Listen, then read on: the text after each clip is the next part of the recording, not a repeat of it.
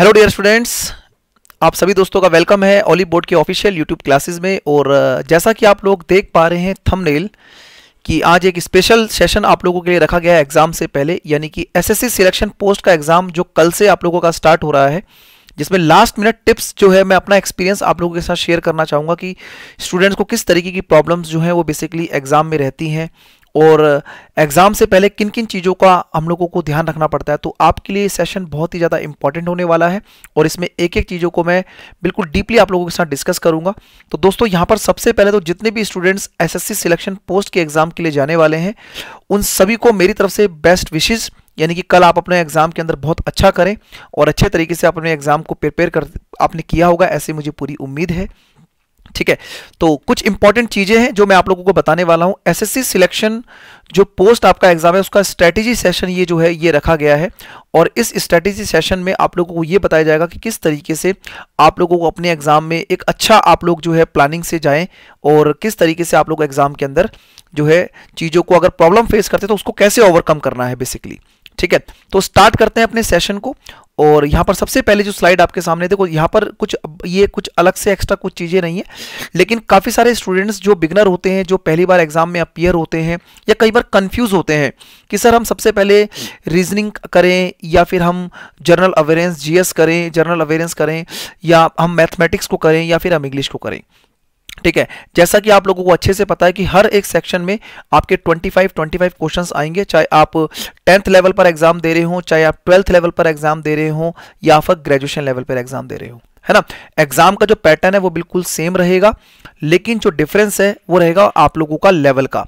तो 10th level पर थोड़ा सा आसान क्वेश्चंस आप लोगों को देखने को मिलेंगे जो कैंडिडेट्स 10th लेवल पर जो है पेपर को देंगे। जो 12th लेवल पर देंगे उनको थोड़ा सा उससे ऊपर लेवल मिलेगा और जो ग्रेजुएशन लेवल पर देंगे तो ऑब्वियस सी बात है लेवल थोड़ा सा ऊपर रहने वाला है। ठीक है, हर एक क्वेश्चन बिल्कुल सबके लिए सेम रहेंगे, 25 क्वेश्चन रहेंगे मैथ्स, इंग्लिश, रीजनिंग, जीएस में और 50 नंबर आप लोगों को यहाँ पर मिलेंगे। ध्यान रहेगा कि आपको 60 मिनट्स का टाइम मिलेगा, यानी कि इन सभी क्वेश्चन के लिए आप लोगों को 1 घंटे का ही टाइम मिलेगा।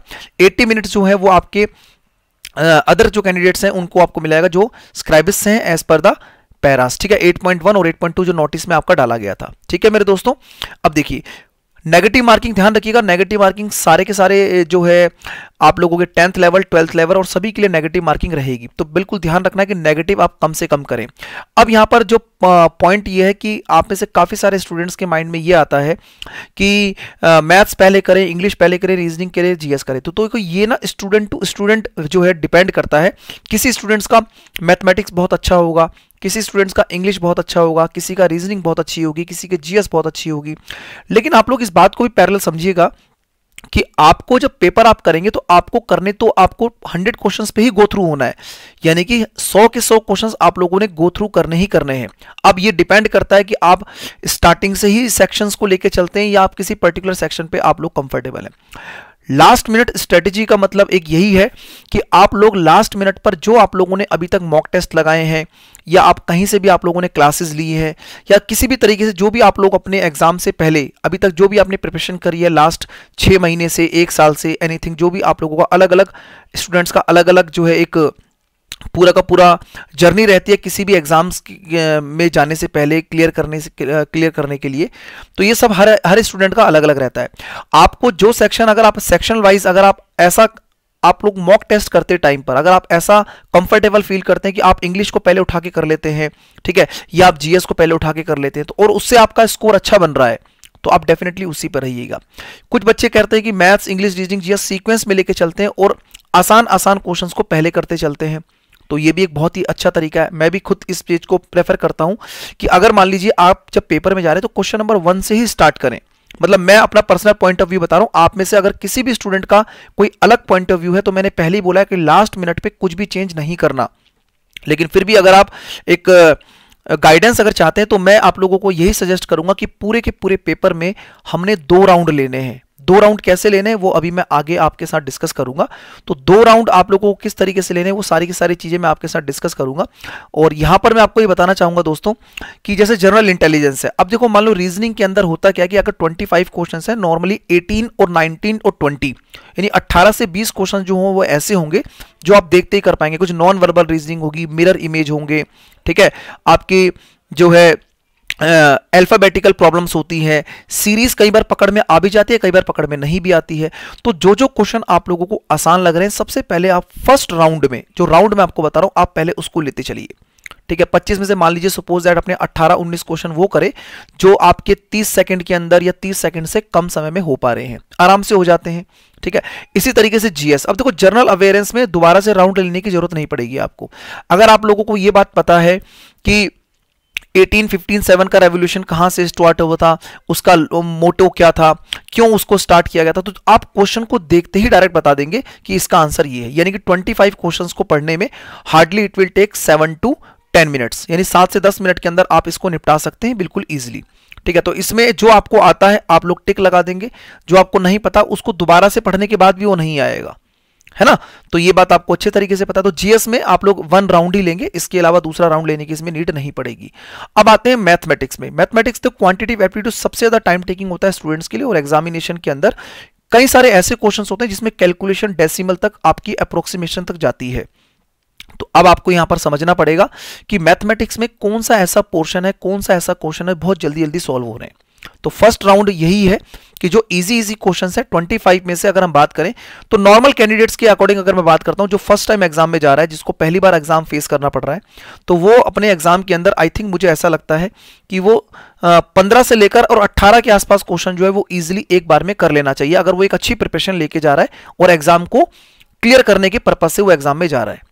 ठीक है ना, तो 15 से लेकर 18 क्वेश्चन इजी आपको जरूर मिलेंगे, वो हर एक एग्जाम का पैटर्न होता है। रिमेनिंग क्वेश्चंस के अंदर ये स्टूडेंट टू स्टूडेंट वेरी करता है कि किसी स्टूडेंट्स को एक पर्टिकुलर क्वेश्चन काफी आसान लग रहा है और दूसरे को डिफिकल्ट लग रहा है। तो मैं एक नॉर्मल कैंडिडेट्स की बात कर रहा हूं, जो एक एवरेज कैंडिडेट्स के अंदर जो आता है कि यानी कि आप लोग क्या कर सकते हैं कि 15 से लेकर 18 क्वेश्चंस भी आप लोग क्वांटिटेटिव एप्टीट्यूड के फर्स्ट राउंड में कर सकते हैं। अब आता है मेरे दोस्तों इंग्लिश लैंग्वेज, जैसे एरर डिटेक्शन आ गया, वन वर्ड सब्स्टिट्यूशन आ गया, इडियम फ्रेसेस आ गई, स्पेलिंग मिस्टेक आ गई, ठीक है, एंटोनियम्स, सिनोनियम्स, है ना, फिलिंग इन द ब्लैंक्स आ गए। ठीक है, कॉम्प्रहेंसिव पार्ट को अलग से, यानी कि रीडिंग कॉम्प्रहेंसिव जो है उसको अलग से छोड़कर। तो ये जो मैंने कुछ आपके नाम लिए हैं, one word substitution, idiom phrases, ये सब चीजें क्या है, ये आपके वन टाइम, मतलब आप लोगों को देखते, अगर आपको पता है कि हाँ सर इसका आंसर ये है, तो आप लोग बता देंगे, है ना। जैसे क्रूशियल आपका एक वर्ड आ गया, आपको पता है इसका मतलब इंपॉर्टेंट होता है, तो आप डायरेक्ट टिक लगा देंगे एंटोनियम और सिनोनिम के अकॉर्डिंग। ठीक है ना, तो इस तरीके से आप वन वर्ड सब्स्टिट्यूशन हो गया, इडियम फ्रेसेस होगी, स्पेलिंग मिस्टेक होगी, है ना, इन सब चीजों को वन टाइम में कर पाएंगे। अब आपका आता है यहाँ पर पैसेज। अगर आप इंग्लिश में कंफर्टेबल हैं, आपको लगता है कि भाई हाँ मैं कॉम्प्रहेंसिव को पढ़कर, या कई बार आपको कॉम्प्रहेंसिव ना देके वो आपका जो है जिसको हम बोलते हैं सेकंड पॉइंट होता है, आई थिंक मेरे को लग रहा है इसमें, जिसमें आप लोगों के ब्लैंक्स होते हैं ना, ठीक है, वो आप लोगों को आता है फिलिंग, है ना, इसमें पैसेज के अंदर। ठीक है, तो आप लोग वहां से, अभी एग्जैक्टली मेरे को नाम याद नहीं आ रहा उसका, ठीक है, तो आप उसके अकॉर्डिंग जो है अपने क्वेश्चन के आंसर को वहां पर देख सकते हैं उसी पर्टिकुलर टाइम के अंदर। ठीक है, तो इंग्लिश का सेक्शन और मेरे हिसाब से जनरल अवेयरेंस का सेक्शन एक ऐसा सेक्शन होता है जो एक टाइम में ही आप लोगों का हो जाना चाहिए। दोबारा से ना तो आपको वोकैबुलरी आ जाएगी, ना ही दोबारा आपका एरर फाइंड हो जाएगा, और ना ही आप लोगों का दोबारा से कोई जादू मंत्र सा हो जाएगा एग्जाम के अंदर, जिससे कि आप लोग चीजें कर पाएंगे। ध्यान रहेगा 60 मिनट के अंदर हमें करना है। तो आप लोग एक फर्स्ट राउंड जो आप लेते हैं, अब मैं यहां पे लिखना चालू करता हूं, जो आप फर्स्ट राउंड लेते हैं उसमें जो इजी क्वेश्चंस हैं, जो इजी क्वेश्चन है उसको आप लोगों ने पिक करना है, और उसी के हिसाब से जो है आप लोग क्वेश्चन को आगे सॉल्व करते चलेंगे। ठीक है दोस्तों, नेगेटिव मार्किंग का ध्यान रहेगा, 0.50 नेगेटिव मार्किंग है, किसी भी डिफिकल्ट क्वेश्चन पे ज्यादा टाइम हम लोगों ने नहीं लगाना है। तो ये एक पैटर्न था जो मैंने आपको बताया है, इस तरीके से अगर आप फॉलो करते हैं तो आगे की स्ट्रेटेजी आपकी क्या रहने वाली है वो मैं आपके साथ डिस्कस करने वाला हूं। ठीक है, इतनी बात आई थिंक मुझे लग रहा है सभी बच्चों को समझ में आ रही होगी। आइए दोस्तों आगे बढ़ते हैं। देखो, सबसे पहले मैंने आपको बताया कि अभी मैंने आपके साथ एक पॉइंट डिस्कस किया था कि आप अपनी स्ट्रेटेजी पे बने रहिए, जो आपकी स्ट्रेटेजी है उसी पे आप बने रहिए, उसमें बिल्कुल भी आप लोग चेंजेस नहीं करने हैं। जिस स्ट्रेटेजी पे आप कंफर्टेबल जोन में है उसी पर आप लोगों ने काम करना है। अब क्या होता है, एग्जाम से पहले, जैसे आज किसी बच्चे का, कल किसी बच्चे का एग्जाम है, परसों किसी का एग्जाम होगा, तो वो एक दिन पहले ना नई नई चीजों को सोचने की कोशिश करेगा कि यार ये भी मैं कर लूं, वो भी कर लूं। नो न्यू कॉन्सेप्ट, अब कोई भी नए कॉन्सेप्ट की जरूरत नहीं है। हाँ, एनालिसिस की बेसिस पर आप कुछ नई चीजों को रिवाइज कर सकते हैं, वो मैं आपको बताऊंगा। रिवाइज करना है आप लोगों ने उन चीजों को, revise only the key points. अभी की पॉइंट्स क्या है, ये की पॉइंट्स मेरे दोस्तों ये है कि अगर आप लोग ने कोई नोट्स बना रखे हैं, किसी फैकल्टी को आप लोगों ने फॉलो किया हुआ है, तो आपने जो भी अपने कॉपी में की पॉइंट्स बना रखे हैं आप उनको रिवाइज कर सकते हैं। जैसे मैथ्स के कुछ इंपॉर्टेंट ट्रिक्स आपने याद कर रखी हैं, इंग्लिश के लिए कुछ इंपॉर्टेंट आपने वर्ड्स याद कर रखे हैं, ठीक है। या फिर आप लोगों को ऐसा लगता है कि यार जीएस में कुछ स्पेशल ट्रिक उस टीचर ने बताई थी, है ना, जैसे कि मान लीजिए गुल खिले तो सलाम, है ना भाई। जैसे मैं अपना एक एग्जांपल, गुल खिले तो सलाम। मेरी हिंदी इतनी अच्छी नहीं है, काफी टाइम से मैं हिंदी लिखता नहीं इसलिए। तो यानी कि ये गुलाम वंश, ठीक है। उसके बाद आपका लोधी, फिर गुल खिले यानी खिलजी, तो यानी तुगलक, सलाम का मतलब आपका हो गया सैयद डायनेस्टी। तो इस तरीके से गुल खिले तो सलाम, समझ रहे हो। तो मतलब इस तरीके की कुछ प्लानिंग अगर आप लोगों ने पहले से कुछ की हुई है, कुछ ऐसे ट्रिक्स आप लोगों के, ईंट पर नाच, है ना, ये मतलब मैं अपने टाइम की बता रहा हूं, ईंट पर नाच। तो इलेक्ट्रॉन की खोज जो है थॉमसन ने की थी, प्रोटॉन की खोज यानी कि पी से प्रोटॉन पर यानी कि रदरफोर्ड ने की थी, पर नाच न्यूटन की खोज जो है चैडविक ने की थी। तो इस तरीके से मतलब कुछ भी आप लोगों ने इस तरीके की चीजें याद करी तो की पॉइंट्स इनको बोलते हैं, ठीक है ना। कहीं आप लोग कुछ अलग सी चीजें याद करने लग जाए, ये चीज नहीं है। आगे देखेंगे, go through all the questions. आपको सभी क्वेश्चन, कम से कम 100 क्वेश्चन जो है वो आपको गो थ्रू होना ही है। कोई भी ऐसा क्वेश्चन ना बचे कि जो आप लोगों को पता था और आप लोग सॉल्व ना कर पाए हो। तो ये 2 बार आप लोगों ने, फर्स्ट राउंड जो मैंने अभी पीछे डिस्कस किया आपके साथ कि फर्स्ट राउंड जो है, उस फर्स्ट राउंड में आप लोगों को इजी क्वेश्चंस पिक करने हैं जो आप लोगों के वन टाइम में स्ट्राइक हो रहे हैं माइंड में। जैसे रीजनिंग के क्वेश्चन स्ट्राइक हो जाते हैं, है ना, कई बार रीजनिंग अटक जाती है तो उसको छोड़ दीजिए उस टाइम के लिए, ज्यादा टाइम आप लोगों ने नहीं लगाना है। तो मैंने नीचे लिखा हुआ है, don't waste too much time on the difficult question, ठीक है। डिफिकल्ट क्वेश्चंस पे आप लोगों ने बिल्कुल भी टाइम जो है वो नहीं लगाना है, ठीक है। Skip then on first round, पहले राउंड में एटलीस्ट उसको आपको क्या करेंगे, उसको आप स्किप करें, क्योंकि वो अभी टाइम बचेगा आपके पास, ऐसा नहीं है। लेकिन अगर आपने पहले क्वेश्चन में या दूसरे क्वेश्चन में आप अटक गए तो आगे के क्वेश्चन ऐसा ना हो कि आप लोग 100 क्वेश्चन तक पहुंच ही ना पाए। तो मेरा पर्पस यही है कि आप लोग इजी क्वेश्चंस को पहले पिक करें and don't waste too much time on the difficult questions, skip them on first round, पहले राउंड में एटलीस्ट उसको स्किप करें, ठीक है। आई थिंक मुझे लग रहा है ये बात आपको समझ में आ रही होगी। नेक्स्ट पॉइंट, सबसे इंपॉर्टेंट बात क्या है, कई बार क्या होता है कि हम लास्ट मिनट पर अपनी पैकिंग वैकिंग करना स्टार्ट करते हैं। जैसे पेपर हमारा सुबह है, ठीक है, हम लोग उठे सुबह 7 बजे, तब हम अपना पेन वगैरह या एटसेट्रा जो भी एनीथिंग इंपॉर्टेंट चीज़ें हैं, अपना आईडी प्रूफ या अपने फोटोग्राफ्स वगैरह अगर हमें लेके जाने हैं तो उनको हम देखने जो है ढूंढने लगते हैं या उनको पैक करने लगते हैं, और कई बार वो मिलते नहीं तो हम लेट हो जाते हैं। तो इस चीज़ को ध्यान रखिएगा, pack everything a day before. आज ही आप लोग, यानी कि अगर आपका पेपर कल है तो आप आज ही एक बार उसको पैक करके रख लीजिए, और एक बार मैं तो ये बोलूंगा कि रात में एक बार दोबारा देख लेना, कुछ चीज़ रह तो नहीं गई है। अब लास्ट मिनट रस, यानी लास्ट मिनट पे आप परेशान ना हो, इस चीज़ को ध्यान रखिएगा। एडमिट कार्ड 2-2 बार 3-3 बार देख लेना अच्छे तरीके से कि एडमिट कार्ड रखा हुआ है कि नहीं रखा हुआ। आपको पता है कोविड में मास्क बहुत इंपॉर्टेंट है। अगर आप सैनिटाइजर ले जाना चाहते तो सैनिटाइजर भी साथ में ले जाइए, ठीक है, ये अच्छा है, आप लोगों की सेफ्टी ही है इसके अंदर, ठीक है। ट्रांसपेरेंट वाटर बोतल, देखो पानी की बोतल साथ में ले जाना, क्योंकि इस टाइम पे वैसे भी कोविड वगैरह है, तो आप लोग जितना सेफ्टी अपने लिए रखेंगे उतना ही आपके लिए ठीक भी रहेगा। ट्रांसपेरेंट पानी की बोतल ले जाना अपने लिए, ठीक है। सैनिटाइजर भी ऐसा लेना जो ट्रांसपेरेंट ही हो, पता लगे तुम कलरफुल ले जाओ वहां पर उसको बाहर रख दिया गया है ना, बड़ा दुख होगा तुम्हें फिर, ठीक है। तो इस चीज ध्यान रखिएगा।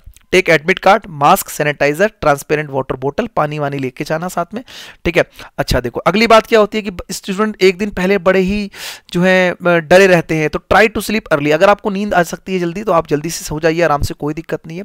या फिर अगर आपको जल्दी सोने की आदत नहीं है तो उस दिन भी नींद नहीं आएगी, क्योंकि जैसा हमारा रेगुलर हैबिट होती है उसी तरीके से हम जो है बेसिकली रेगुलर बेसिस पे चलते हैं, उस दिन स्पेशली नींद नहीं आती है वैसे एग्जाम से पहले। तो अपने आप को आप एंगेज कर लीजिए, अपने आप को जो भी आपको फील करता है रिलैक्स करने के लिए, कूल करने के लिए, कुछ भी एनीथिंग, आपको सॉन्ग सुनना अच्छा लगता है, आप कोई मूवी देखना अच्छा लगता है, लेकिन बहुत ज़्यादा लेट तक नहीं, पता लगे रात को 1-1:30 बजे तक मूवी देख रहे हो, तो कुछ भी ऐसी एक्टिविटी करो जिससे आपको जो है रिलैक्स फील होता है ना, कूल। अगर आपको नींद नहीं आ रही है तो जल्दी से, क्योंकि नॉर्मली स्टूडेंट्स की लाइफ में क्या होता है, स्टूडेंट जो मेहनती हार्डवर्क स्टूडेंट होता है वो लेट नाइटिस होता है, तो उस दिन उसको स्पेशली नींद नहीं भी आती है जब उसका एग्जाम होता है। लेकिन ट्राई करो कि जल्दी सो जाओ आप लोग, ठीक है, पहला पॉइंट तो यही है। लेकिन फिर भी अगर नींद नहीं आ रही है कि आपका एक टाइम बंधा हुआ है कि रात को 11, साढ़े 11 बजे, 12 बजे ही नींद आती है, तो एक कुछ ऐसी एक्टिविटी कर लीजिए जिससे आप कूल रहें। ये नहीं कि लास्ट में रात को आप रट्टा लगा रहे हैं, दिमाग खराब मत करना अपना बिल्कुल भी, मेरा कहने का मतलब यही है।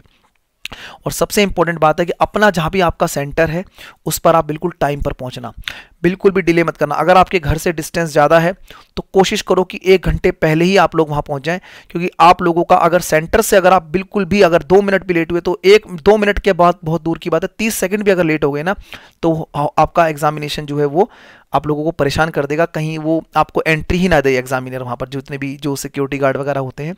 तो टाइम पर अपने एग्जाम में पहुँचिएगा और जो है बिल्कुल सारे डॉक्यूमेंट्स के साथ बिल्कुल 1 घंटा पहले ही खड़े हो जाओ यार, कोई दिक्कत नहीं है, ठीक है ना। तो इस चीज़ का बहुत बहुत ध्यान रखिएगा कि लास्ट टाइम पर बिल्कुल भी लेट नहीं होना है। अगर आपका दूर है तो बिल्कुल टाइम पर वहाँ पहुँचिएगा। Best of luck best of luck आप सभी को मेरी तरफ से, एंड गिव योर बेस्ट, अपना बेस्ट दे। एक छोटी सी लाइन मैं आप लोगों के लिए लेके आया था, ठीक है, सोचा था कि आपको पढ़ा के सुना दूँ। जिस व्यक्ति का माइंडसेट सबसे बेहतरीन होता है उसे इस दुनिया में आने वाली कोई भी मुश्किल नहीं रोक सकती। अपना माइंडसेट आप बना के रखिएगा एग्जाम के अंदर कि आप अच्छा करेंगे, ठीक है, घबराना बिल्कुल भी नहीं है, ठीक है। बस आपको अपने माइंडसेट को सही करना है, बाकी सब कुछ अपने आप ही सही हो जाएगा। मतलब कि अगर आपकी स्ट्रेटेजी बहुत अच्छे तरीके से, प्लानिंग बहुत बढ़िया तरीके से, तो ऑटोमेटिकली आपका जो एग्जामिनेशन के अंदर जो आपका एक्सपीरियंस रहेगा बहुत अच्छा रहेगा। और कॉन्फिडेंस भी आपका कब आएगा, जब आप लोग अच्छे तरीके से चीज़ों को मैनेज करते हुए चलेंगे। आपको लग रहा है कि ये वाला क्वेश्चन भी हो गया, वाह ये वाला क्वेश्चन भी हो गया। इजी इजी क्वेश्चन अगर आपके होते चले जाते हैं तो कॉन्फिडेंस लेवल बढ़ता चला जाता है, और फिर जो डिफिकल्ट क्वेश्चन होते हैं वो भी आपको ईजी ही लगने लगते हैं, ठीक है दोस्तों। तो अपने माइंड सेट को एग्जाम में सेट करके रखना और पेपर तभी अच्छे तरीके से सेट होगा, ठीक है मेरे दोस्तों। तो बेस्ट ऑफ लक आप सभी दोस्तों को मेरी तरफ से, और मैं उम्मीद करता हूं कि आपको ये सेशन काफ़ी हेल्पफुल रहा होगा, ठीक है। और इन चीज़ों को ध्यान रखिएगा, संघर्ष के बगैर कोई भी महान नहीं बनता।